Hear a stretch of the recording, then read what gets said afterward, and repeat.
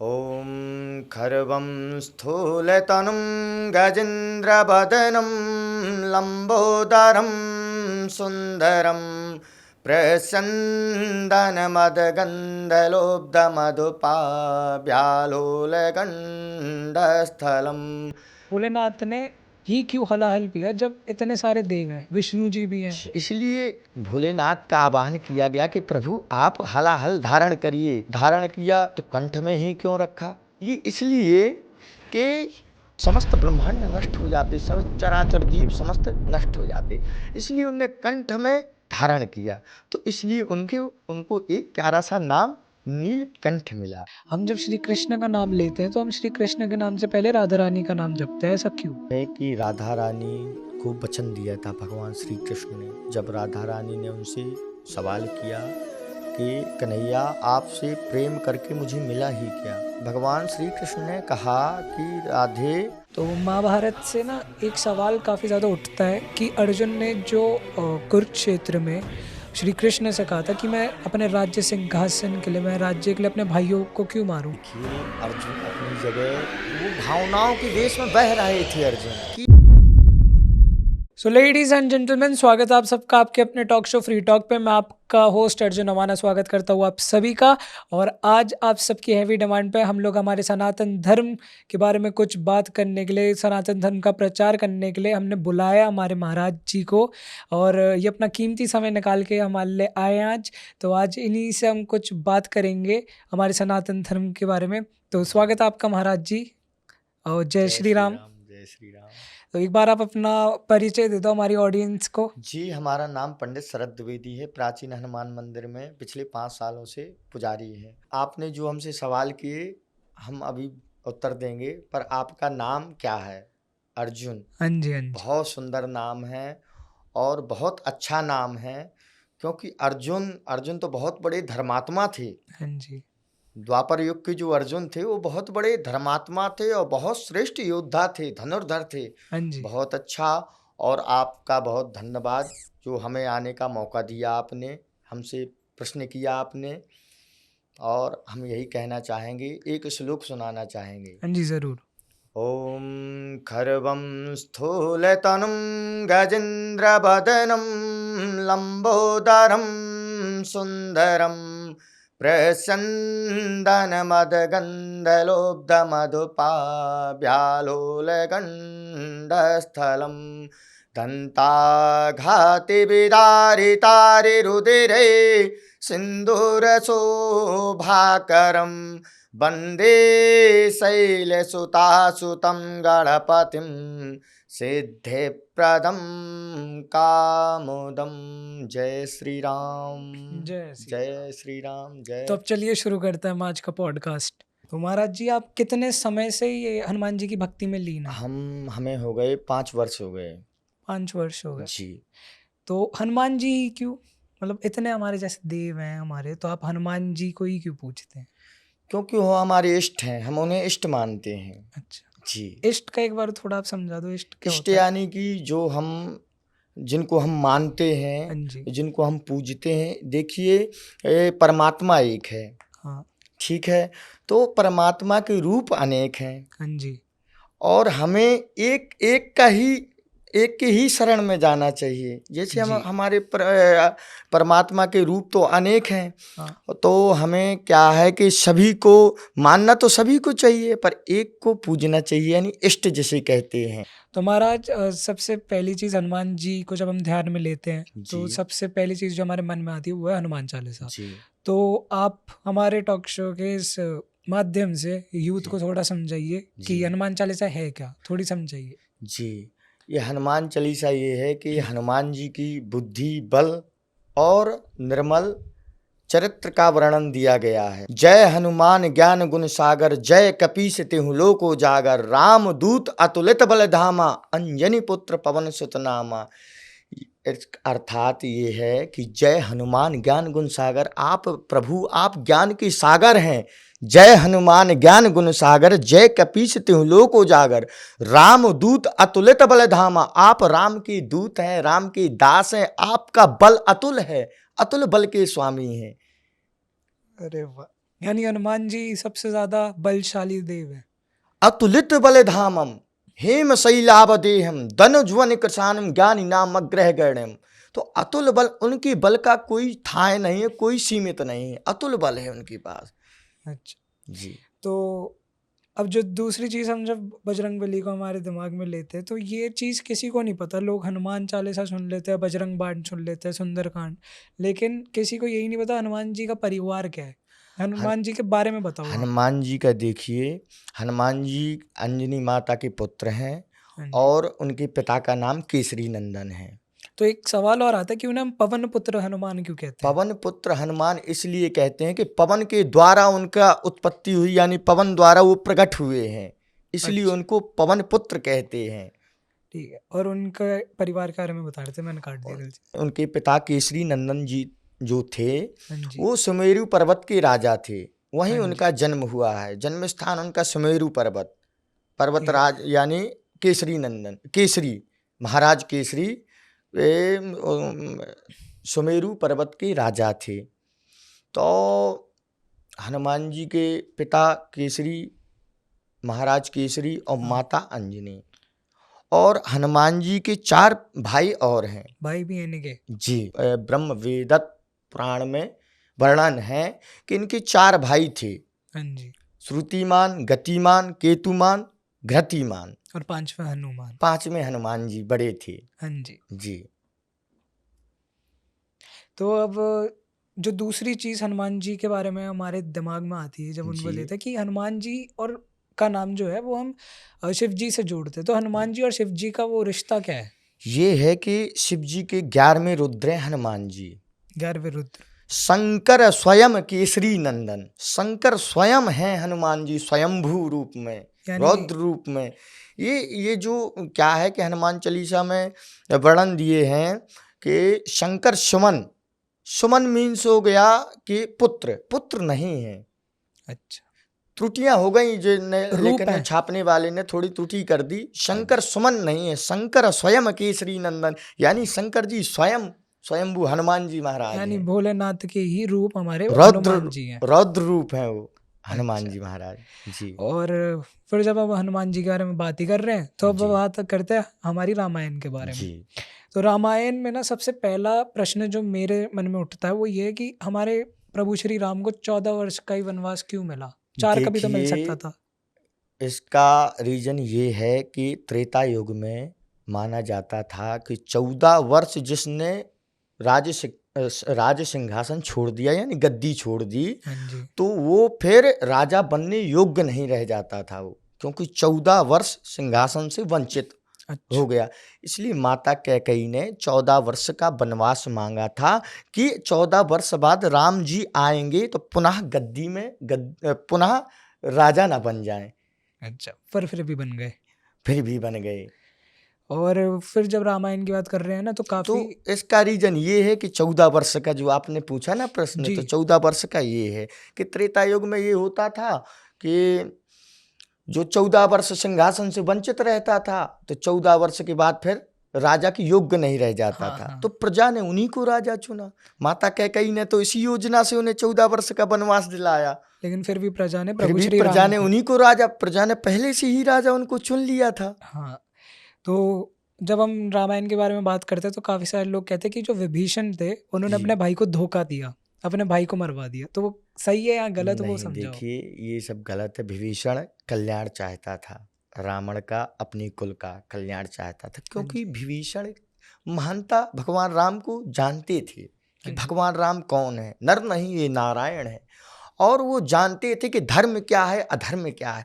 तो वो तो सद्मार्ग में लाना चाहते थे अपने भाई को, अपने कुल को, तो उनने कोई गलत नहीं किया है। अच्छा। हाँ जी और एक और सवाल रामायण से ही निकलता है जिसमें जी ना हमारे सनातन धर्म पे लोग उंगली उठाने के लिए तो बहुत कुछ बोलते हैं। तो जी काफी सारे लोग ये भी कहते हैं कि माता सीता, अगर प्रभु श्री राम इतने ही अच्छे थे तो माता सीता को उन्होंने अग्नि परीक्षा क्यों दिलवाई? तो ऐसा देखिए, समझाओ, लोगों को काफी गलत फहमी है। ये लीलाएं हैं भगवान की। हाँ जी, तो ये जब 14 वर्ष का इनका वनवास हुआ, तो ये जब ये तो सब जानते थे प्रभु क्योंकि साक्षात नर नहीं नारायण थे, तो हाँ ये जी। सब जानते थे कि ये लीला होगी, बन जाएंगे, रावण आएंगे और सीता का हरण करके ले जाएंगे। तो भगवान राम ने अग्निदेव को समर्पित कर दिया था माता सीता को। अच्छा, और जब अग्नि परीक्षा हुई, ये लीलाएं हैं भगवान की, कोई नहीं समझ पाता है। तो अग्नि परीक्षा हुई तो पुनः सीता माता को प्रकट किया गया, पुनः अग्निदेव से आवाहन करके पुनः सीता माता को प्रकट किया गया। तो जिससे रावण उठा के ले गए थे जिन सीता माता को, जी, तो वो वो असली नहीं थी, वो एक माया थी। माया थी। वो सीता माता तो पहले अग्नि में समर्पित कर दी गई थी।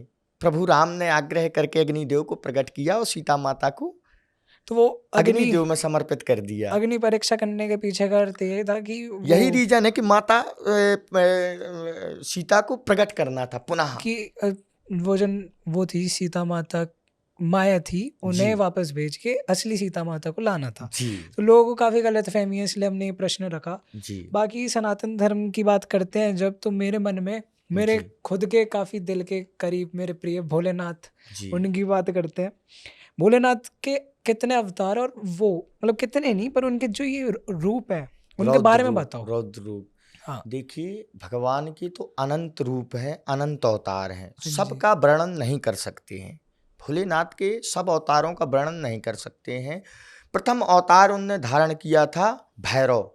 भैरव, इसके बारे में बताओ कुछ। भैरव अवतार तब धारण किया था जब ब्रह्मा की उत्पत्ति हुई थी नारायण के द्वारा। ब्रह्मा जी को, परमपिता ब्रह्मा जी को अहंकार आ गया था हाँ कि जी। मैं ही ब्रह्म हूँ, मैं ही सबसे बड़ा हूँ और मैं ही सबका पिता हूँ।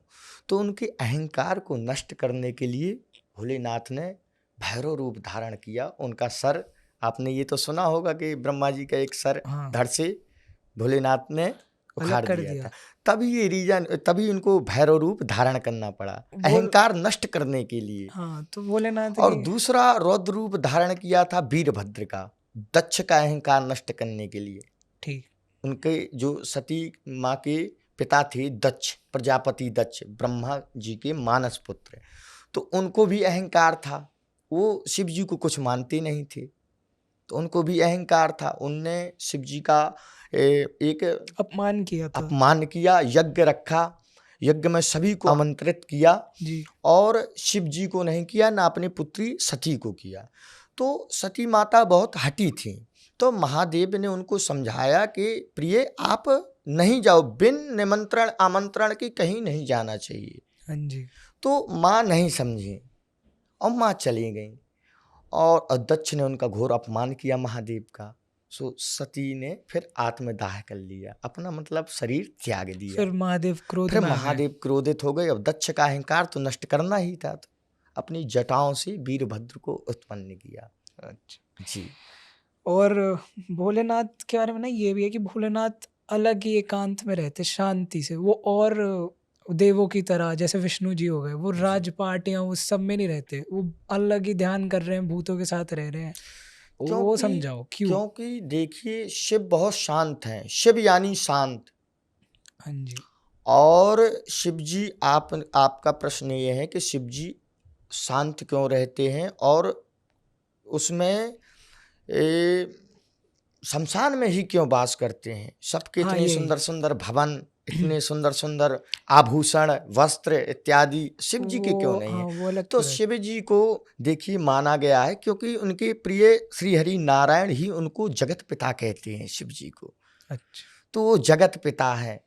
और ब्रह्मा विष्णु महेश, ब्रह्मा जी का कार्य है सृष्टि को सृजन करना, सृष्टि का सृजन करना, यानी उसे बनाना। उसको बनाना, सृष्टि को। और नारायण का काम क्या है, दायित्व क्या है कि उनका पालन करना, पोषण करना और सृष्टि चलाना। सृष्टि चलाना, पालन पोषण करना और सुरक्षा देना। हाँ। और शिव का दायित्व क्या है, संहार करना, श्रृंगार यानी कि मृत्यु, यानी नष्ट जो करना। काल चक्र है ना, सब जो मृत्यु यानी मोक्ष को प्राप्त करवाना, ये भोलेनाथ करते ये हैं। भोलेनाथ का कर्म है, काम है, दायित्व। इसलिए वो शमशान में वास करते हैं। वो भूतों प्रेतों से बहुत उनके प्रिय हैं। अच्छा। और दूसरा सवाल ये कि हमारे जब इतने सारे उनका भोलेनाथ। हम ध्यान बोलना चाहेंगे क्या? शिव जी का एक बड़ा ही सुंदर सा अद्भुत ध्यान है। हाँ आप जी। सुनना चाहें तो हम हाँ, हाँ, आपको ज़रूर, जरूर। सुनाइए। ओम यस्याग्रे द्राट द्राट द्रुटमलम टंट टंटम चटंटम तैलम तैलम तु तैलम खुकुकुमम खंक खंकम सखंकम डंसम डंसम डुडंसम डुहि डुहि चकितम भोपकम भोयनालम ध्यायस्ते विप्रगाहि सबसति सबला पातु आ चंद्रचूड़ा।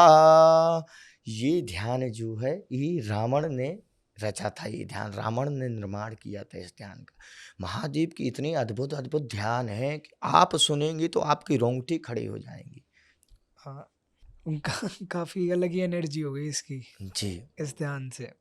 दूसरी चीज़, भोलेनाथ ने ही क्यों हलाहल पिया जब इतने सारे देव हैं, विष्णु जी भी हैं, जी और ऐसा नहीं है कि सिर्फ भोलेनाथ ही ताकतवर है। देखिए वो विष पहले आप ये जानिए कि वो विष क्या था और उस विष का नाम क्या था। हाँ जी सर। वो उस विष का नाम था हलाहल, जो समुद्र मंथन में निकला था। वो विष ऐसा विनाशकारी विष था, हलाहल जो था, कि ना तो उसको रखा जा सकता था, ना तो कोई उसको धारण कर सकता था, ना तो उसको नष्ट किया जा सकता था वो विष। और अगर ना तो अगर रखते तो सृष्टि का अंत निश्चित था, और कोई धारण करता तो सृष्टि का मतलब उसको नष्ट नहीं किया किया जा सकता था किसी भी प्रकार से।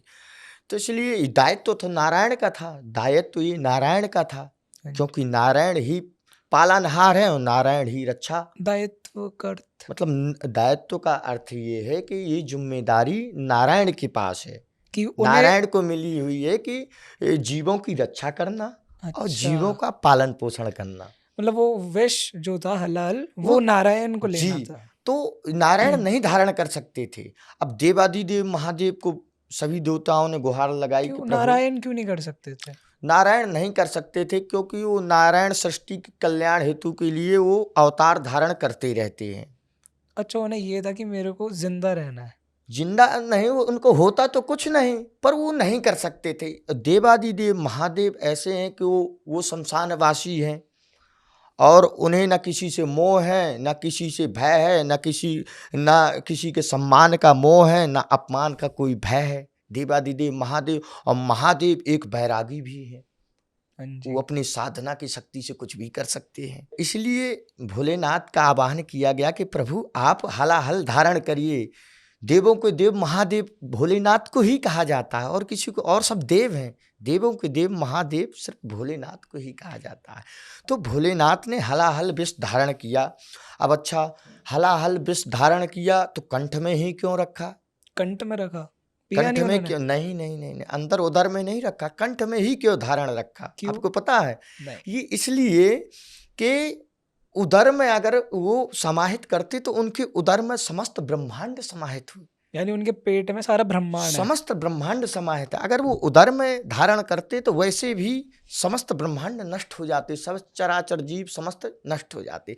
इसलिए उनने कंठ में धारण किया, तो इसलिए उनको एक प्यारा सा नाम नीलकंठ मिला, जो नारायण हाँ ने जी। दिया। तो वो कंठ में कैसे रह गया जो विष था? कंठ में उनने धारण के लिए माता जो शक्ति है उनकी, माता पार्वती, हाँ जी। उनने हाथ से कंठ में स्थित कर दिया, माता शक्ति ने। अच्छा। तो कंठ में स्थित आज भी है और सब दिन रहेगा। वो उसको नष्ट नहीं कर सकते हैं, और ना कभी वो नष्ट हो सकता। आज भी शिव जी के कंठ में धारण है। इसलिए वो तक्षक वासुकी को एक नाग लपेटते हैं, आपने देखा हो, हाँ जी, हाँ सुना जी। हो। वो नाग का नाम है तक्षक वासुकी, यानी सर्पों का राजा। तो वो इसलिए उनको लपेटते क्यों हैं। क्यों करते हैं? क्योंकि सर्प होता है ठंडा, और वो, और वो जहर जो है तो वो जलन देता रहता है, महादेव को भी प्रभावित करता रहता है, क्योंकि वो नष्ट तो हुआ नहीं, वो तो स्थिर है हाँ कंठ जी, में उनकी, तो वो प्रभाव देता रहता है। इसलिए सर्प ठंडा माना गया है, तो सर्प को गले में धारण किए हुए है। तो यही कार्य, ये तो पता ही नहीं था कि इसलिए वो सांप को अपने गले में जी रखते हैं। जो दूसरा, अभी जैसा आप माता पार्वती और भोलेनाथ की बात कर रहे थे, तो इनके जो वाहन है सबके, जी इनके जैसे गणपति जी के मूषक हैं, माता पार्वती के शेर हैं, जी और नंदी हमारे उनके हैं बैल, जी जो भोले बाबा के। तो ये तो एक दूसरे के दुश्मन है, पर ये हाँ एक साथ कैसे रह रहे हैं एक परिवार में, वो बताओ। ये देखिए, कि ये हम लोगों को मैसेज है, यानी कि देखो, नंदी महाराज का दुश्मन सिंह सिंह, यानी शेर, अच्छा शेर, जो माता पार्वती का वाहन है, और नंदी महाराज शिव जी के वाहन है, मूषक गणेश जी के वाहन है, मयूर कार्तिक जी के वाहन है, मोर, मयूर जिसे कहते उनका हैं नाम मयूर, मयूर है। और मयूर का कट्टर दुश्मन है सर्प, नाग हाँ, रहते हैं, तो एक दूसरे के ही वो दुश्मन है। एक दूसरे के दुश्मन है। तो ये कितनी शांति से रहते हैं, हाँ जी। कितने शांति से रहते हैं और कितने अच्छे से रहते हैं। एक ही भवन में, कैलाश में निवास है इनका। तो यही तो शिव की महानता है, यही तो शिव परिवार की महानता है कि सबको एकजुट रखना, सबको कोई एक साथ हिंसक बांध- नहीं, सबको प्यार से एक साथ बांध प्यार के से रखना। रखना। तो यही तो शिव परिवार है अब हम शिव परिवार की बात कर ही रहे हैं, जी। तो हमारे जो वो है भोले बाबा, जी। उन्होंने गणपति जी पे त्रिशूल क्यों चलाया था? देखिए, ये एक ऋषि थे, ऋषि कश्यप। हाँ जी। 2 राक्षस हुआ करते थे, तो शिव जी ने उनको अभय वरदान दिया था। यानी कि अभय वरदान का अर्थात ये है कि मैं आपकी सदैव रक्षा करूँगा। तो सूर्यदेव अपने दायित्वों का निर्वहन करते हुए, दायित्व यानी उनका जो कर्म है, कार्य है, अच्छा काम। तो उनके दायित्वों में ये असुर, 2 असुर भ्राता असुर थे, तो ये विघ्न दे रहे थे। तो सूर्यदेव जैसे दायित्व का आप निर्वहन करते हुए सूर्यदेव बढ़े, उनके असुरों को संहार करने के लिए बढ़े, तो शिव जी आ गए समक्ष, क्योंकि उन्हें अभय वरदान दिया हुआ था वो असुरों को। अभय वरदान, अभय वरदान यानी मैं सदैव आपकी रक्षा करूंगा, अच्छा उन्होंने असुरों से कहा मैं आपकी रक्षा रक्षा करूंगा। करूंगा। अब सूर्यदेव नहीं रुके, शिव भोलेनाथ ने कहा देवादिदेव महादेव ने कि सूर्यदेव रुक जाइए आप, ये मेरे शरणागत हैं और मेरी शरणागत की रक्षा करना परम धर्म है, तो आप रुक जाइए। सूर्यदेव नहीं रुके और सूर्यदेव ने अपनी सूर्य की किरणें छोड़ दी, और अगर सूर्य की किरणें जैसे वो असुरों से टकराती, असुर नष्ट हो जाती। इसलिए महादेव को गुस्सा आ गया, क्रोध आ गया, क्योंकि शिव शांत भी है और बहुत क्रोधी भी बहुत है। हाँ, तो उनको गुस्सा आ गया, उनने अपना त्रिशूल लक्षित कर दिया सूर्यदेव में, तो उनका सर धड़ से अलग हो गया। हाँ जी। तो उनके पिता कश्यप आए, उनने देखा कि हमारा पुत्र मूर्छित निर्जीव पड़ा हुआ है, तो उनने क्रोधवश शिव जी को श्राप दे दिया कि भोलेनाथ, आपने जैसे मेरे पुत्र का सर धड़ से अलग किया है, भविष्य में आप भी अपने पुत्र का अपने हाथों से ही सर धड़ से अलग करेंगे। इसलिए वो हुआ, इसलिए ये लीला हुई। वो लिखा था, वो शराब था वो कि क्योंकि उनको सिद्ध करना था, वो तपस्वी थे ना ऋषि कश्यप। हाँ जी। भगवानी श्राप है, भगवानी वरदान है, यही सिद्ध करते हैं, तो उनको सिद्ध करना था उनका श्राप।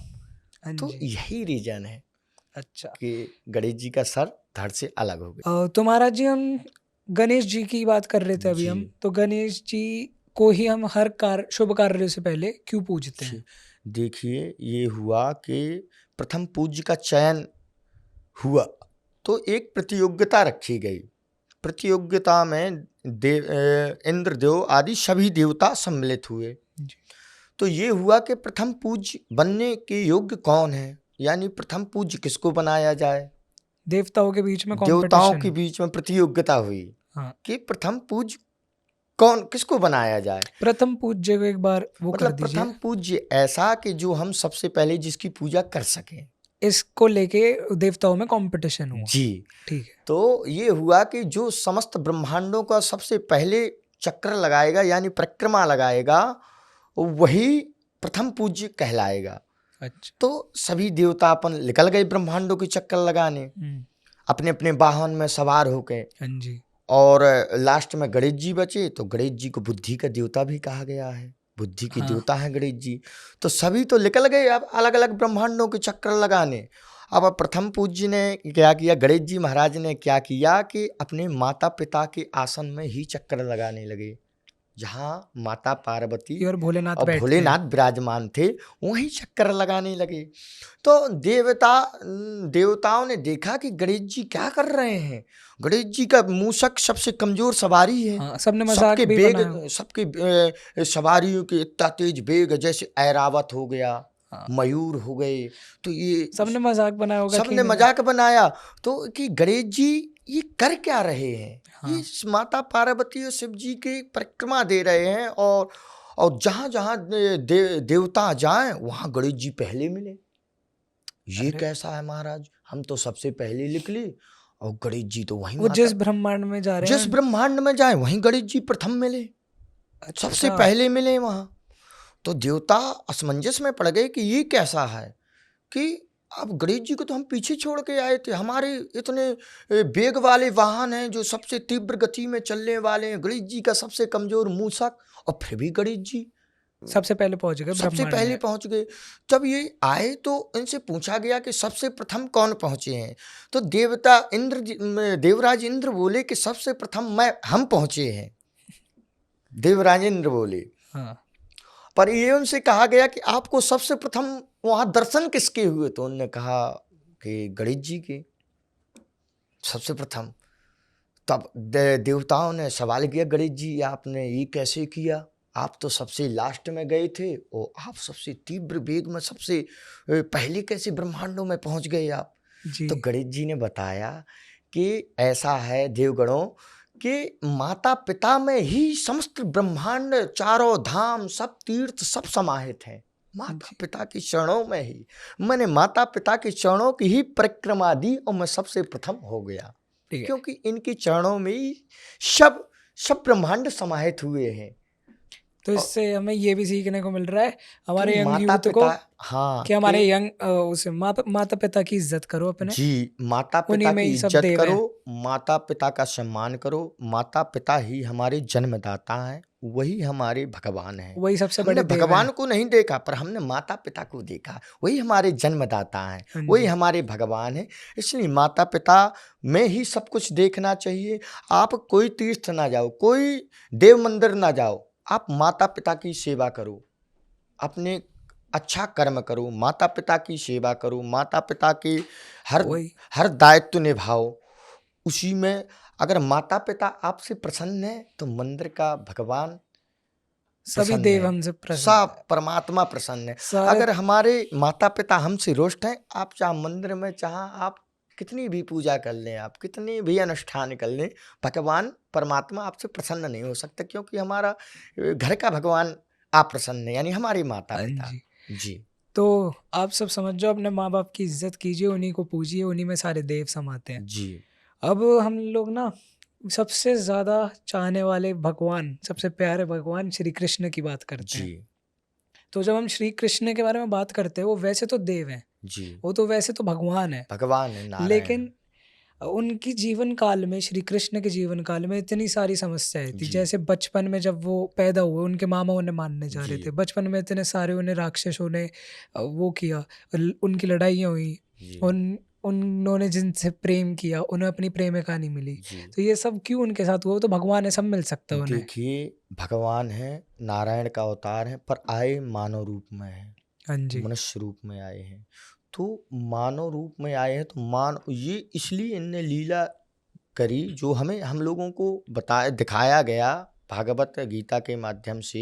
उनने जो जितनी लीलाएं करी हैं ये हम लोगों को मैसेज दी गई हैं कि हमें कैसे कर्म करना चाहिए, कैसे हमें धर्म पद में चलना चाहिए, क्योंकि भगवान ने भी कर्म किए हैं। भगवान राम ने भी त्रेता युग में कर्म किए हैं, स्वयं पैदल चले हैं, वन वन भटके हुए भगवान थे और नारायण थे, उनके लिए सब संभव था।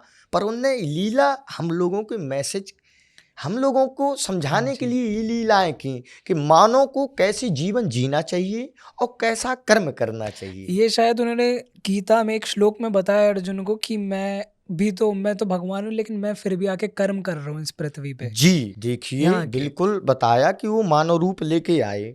ठीक है, भगवान नारायण थे पर आए तो मानव रूप में आए, हाँ जी। भक्तों का कल्याण करने आए, धर्म स्थापना के लिए आए। उनने ये बताया अर्जुन से कि देखो मैं भगवान होकर, नारायण होकर मैं स्वयं कर्म कर रहा हूँ। हाँ जी। कितना हमने भी, कितने स्थिति परिस्थिति कितने हमने देखी, कितनी उन्होंने कहा विपत्ति देखी हमने हमारे जीवन काल में, हम हमारे बचपन में हम मतलब एक उनको समझा रहे थे। उन्होंने यही कहा कि मैं भगवान हूँ लेकिन मैं फिर भी कर्म कर रहा हूँ तुम्हारी तरह, जी, इन सब की तरह। क्योंकि वो मानव रूप में आई थी। हाँ, वो तो मानव अगर वो रूप में मानव आए। रूप में आए तो उन्हें मानव की तरह ही दुख भी देखना पड़ेगा, सुख भी सब, क्योंकि हम लोग तभी तो हम लोग सीखेंगे, हाँ जी, तभी तो हम लोग सीखेंगे कि भगवान होके, और भगवान होके जब भगवान ने कर्म किया है तो हम तो फिर तो हमें भी करने हम भी चाहिए। वो होंगे, प्रेरित होंगे। हाँ जी। जी तो अब श्री कृष्ण की बात कर रहे हैं तो हम ये बताओ, हमें श्री कृष्ण के जीवन काल से, जैसे उनकी इतनी लीला है, हमें जी, क्या सीखने को मिलता है?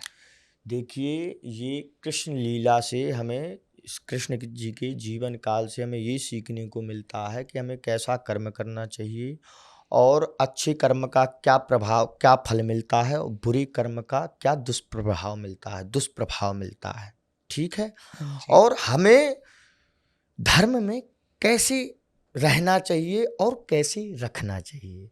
भगवान चलो, राम ने बताया कि हमें जीवन कैसे जीना चाहिए, हमें कैसे संघर्ष करना चाहिए, और भगवान श्री कृष्ण ने बताया कि धर्म में कैसे रहना चाहिए और धर्म में रखना कैसे चाहिए, और अच्छा, धर्म से क्या लाभ मिलेगा और अधर्म से क्या हानि मिलेगी। तो ये आप लोग देख ही लो, महाभारत में तो आपने देखी होगी कि वो था दुष्ट दुर्योधन थे, तो हाँ। उनको कितना क्या मिला, उनको कितनी बुरे भयानक कर्म मृत्यु। करोगे तो अंत भी बुरा होगा, बुरा होगा, अच्छे कर्म करोगे तो फल अच्छा भी अच्छा अच्छा मिलेगा। मिलेगा। देखिए पांडव, दुर्योधन, कौरव सेना के समक्ष पांडव सेना कुछ नहीं थी, हाँ जी, 5 पांडव थे, वो 100 कौरव। कुछ नहीं थी।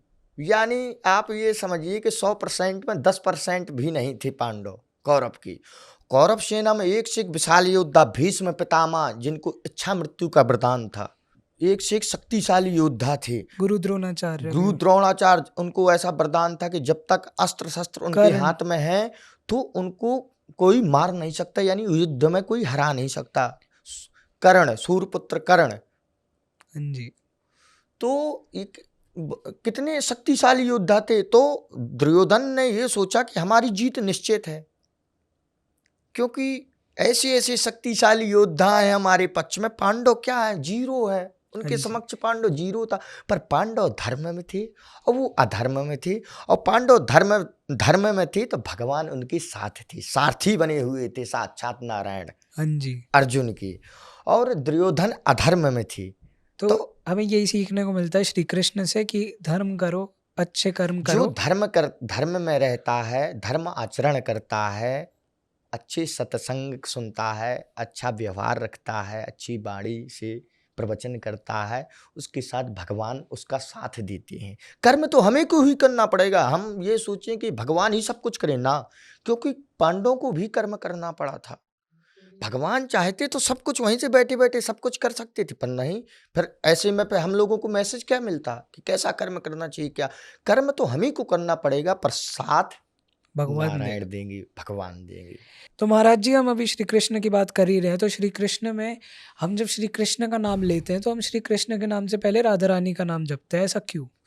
ऐसा इसलिए है कि राधा रानी को वचन दिया था भगवान श्री कृष्ण ने। जब राधा रानी ने उनसे सवाल किया कि कन्हैया आपसे प्रेम करके मुझे मिला ही क्या, तो भगवान श्री कृष्ण ने कहा कि राधे, आपको मैं वचन देता हूँ कि मेरे नाम से पूर्व आपका नाम आएगा राधा, और आपका जो भी भक्त राधा राधा नाम लेगा मैं उससे प्रसन्न हो जाऊंगा, उसकी मतलब मनोकामना पूर्ण करूंगा। यानी श्री कृष्ण अपने नाम से ज्यादा राधा रानी के नाम से प्रसन्न होते हैं। जी तो महाराज, अभी हम पीछे जैसे महाभारत की और श्री कृष्ण की बात कर ही रहे थे, जी तो महाभारत से ना एक सवाल काफी ज्यादा उठता है कि अर्जुन ने जो कुरुक्षेत्र में श्री कृष्ण से कहा था कि मैं अपने राज्य सिंहासन के लिए, मैं राज्य के लिए अपने भाइयों को क्यों मारूं। माना कि दुर्योधन दुशासन नालायक है, लेकिन जो बाकी के भाई हैं वो सब पूजने लायक हैं, क्योंकि उन्होंने ये कहा ना कि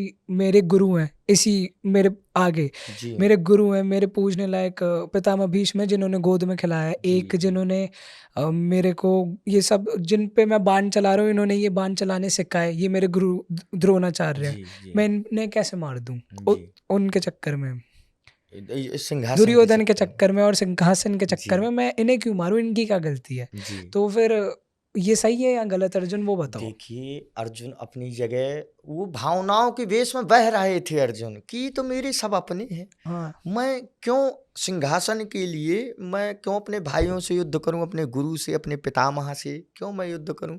तो भगवान ने बताया कि देखिए, धर्म स्थापना के लिए ये करना पड़ेगा है आपको। बात जी, सिंहासन की नहीं है, बात धर्म की है। अगर आप युद्ध नहीं करेंगे तो धर्म पराजित हो जाएगा, तो युद्ध करो।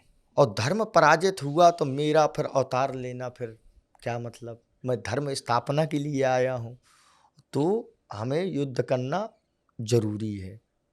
तो उन्होंने यानी युद्ध करो, उन्होंने ये कहा था। जी, भगवान कृष्ण ने तो आदेश उन्होंने दिया था कि अगर धर्म की रक्षा करने, क्योंकि अधर्मी थी और ये उन्होंने कि अधर्म के पक्ष में खड़ा व्यक्ति अधर्मी है। अधर्मी, क्योंकि भीष्म ने प्रतिज्ञा ले ली थी, मतलब वचन दे दिया था कौरवों को हाँ जी, कि हाँ जी, मैं हाँ जी। आजीवन आपकी रक्षा करूंगा, आजीवन मैं आपकी रक्षा करूंगा। और गुरु द्रोण दासत्व स्वीकार कर लिया था, गुरु द्रोण ने, हाँ जी, ठीक है। और कर्ण ने भी दासत्व स्वीकार कर लिया था। सारे महारथी वहां थे। ये क्या है ना, ये जो दुर्योधन था, ये बुद्धि का बहुत तेज था। इसने सबको, अपने महारथियों को अपने अधीन कर लिया था, बातों में फंसा के अपनी बातों तरफ में कर लिया। फंसा के अपने अधीन कर लिया था। कि उसकी वो जानता था कि मुझे ऐसा करना है, भविष्य में पांडवों को कुछ नहीं देना है, और युद्ध होगा तो मेरे पक्ष में सब महारथी। हाँ जी। तो पांडवों की हार निश्चित है, मेरी जीत निश्चित है। वो ऊपर ऐसी गलत फहमी में था। आप कह रहे हो कि दुर्योधन बुद्धिमान था, लेकिन उसने ना नारायण को ना चुन के नारायणी सेना चुना। बुद्धिमान ये नहीं, ज्यादा बुद्धि लगा रहा मतलब ज्यादा बुद्धि लगाने लगता था दुर्योधन। अच्छा, तो उसने इसलिए नारायणी सेना को चुना। भगवान नारायण ने उन्होंने सोचा दो कि दो दो वो रखे थे ऑप्शन, कि एक ऑप्शन में या तो मुझे ले लो, हाँ जी, और या तो मेरी नारायणी सेना। मुझे, मैं अकेला, यानी कि ना मैं शस्त्र धारण करूंगा, ना मैं अस्त्र धारण करूंगा, ना मैं युद्ध करूंगा। ठीक। और दूसरा ऑप्शन ये है कि ये फिर नारायणी सेना ले लो। नारायणी सेना वो ऐसी सेना थी कि कभी आज तक पराजित नहीं हुई है, अच्छा, ठीक है। और दूसरी बात, तो दुर्योधन ने ज्यादा दिमाग बुद्धि लगा ली कि नारायणी सेना तो अपराजित है, और ये कृष्ण को मैं क्या करूंगा, ना तो ये शस्त्र उठाएंगे और ना तो अस्त्र उठाएंगे। और जब ये शस्त्र अस्त्र नहीं उठाएंगे तो फिर युद्ध नहीं करेंगे, तो युद्ध में जीतूंगा कैसे। हाँ जी। तो अभी हम जब बात कर रहे हैं कि आपने जैसे बताया कि उन्होंने एक शपथ ली थी कि मैं शस्त्र नहीं उठाऊंगा, लेकिन उन्होंने शस्त्र उठाया था पितामह भीष्म के खिलाफ। वो क्यों उठाया था? वो इसलिए उठाया था कि अर्जुन नहीं मान रहे थे, अर्जुन उनकी बात नहीं सुन रहे थे, कि वो पितामह, क्योंकि भावनाओं की उसमें बह रहे थे वो, कि ये पितामह हैं, उनने हमें पाला पोसा सब किया, और पर मैं इनमें अस्त्र कैसे उठाऊं।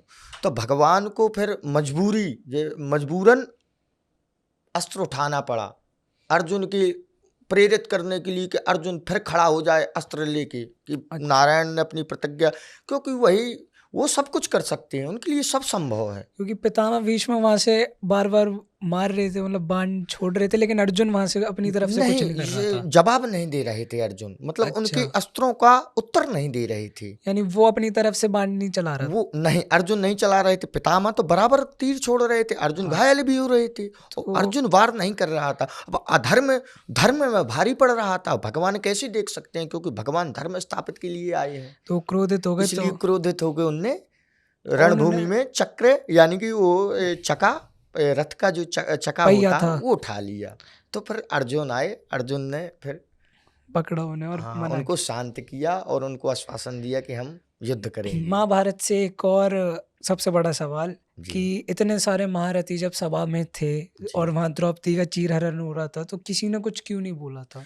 ये इसलिए नहीं बोला कि सब दुर्योधन के अधीन थे, अधीन मतलब दासत्व स्वीकार कर चुके थे, यानी गुलाम हो गए थे। यानी वो दुर्योधन को राजा मानने लगे थे अपनी तरफ जी से। जी।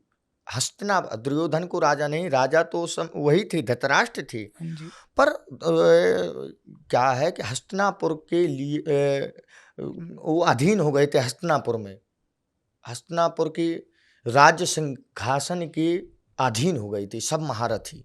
सब ने हाँ जी, वचन दे दिया था कि हम पूर्ण निष्ठा से सेवा भाव भक्ति करेंगे और कभी खिलाफ नहीं जाएंगे, तो इसलिए कोई बोला नहीं।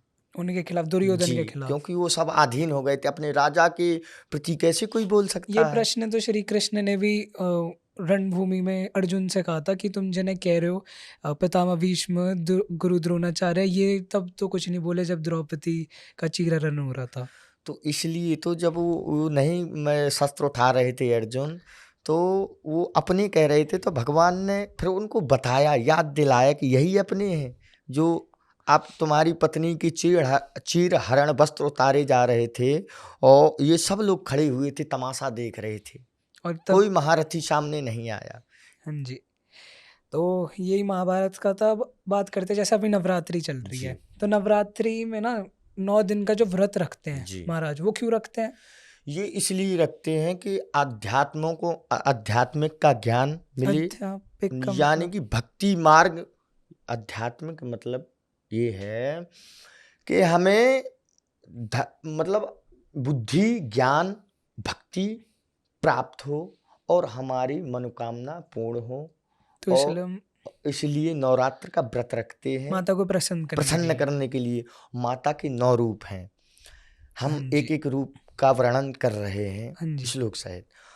ओम प्रथमं शैलपुत्री च, द्वितीयं ब्रह्मचारिणी, तृतीयं चंद्रघंटेति, कूष्मांडेति, चतुर्थकं पंचमं स्कंदमातीति, षष्ठं कात्यायनीति च, सप्तमं कालरात्रीति, महागौरीति चाष्टमं, नवमं सिद्धिदात्री च, नव दुर्गा प्रकृतिता। ये मैया के 9 रूप हैं, और सब ये रूप मतलब क्रोध से परिपूर्ण है, मतलब यानी कि बहुत क्रोधित ये रूप है। ये रूप बहुत क्रोधित है। ये रूप माता रानी ने भक्तों के कल्याण के लिए, दुष्टों के संहार के लिए उत्पन्न किए थे 9 रूप। आप नाम बता दो 9 रूप का। प्रथमम शैलपुत्री, प्रथम है शैलपुत्री। शैलपुत्री मतलब प्रथम नाम है उनका, एक रूप का एक नाम है। प्रथमम शैलपुत्री चा, ठीक है, द्वितीयम ब्रह्मचारिणी, तृतीयम चंद्रघंटेति, ये थर्ड है, तीसरा, तीसरी है।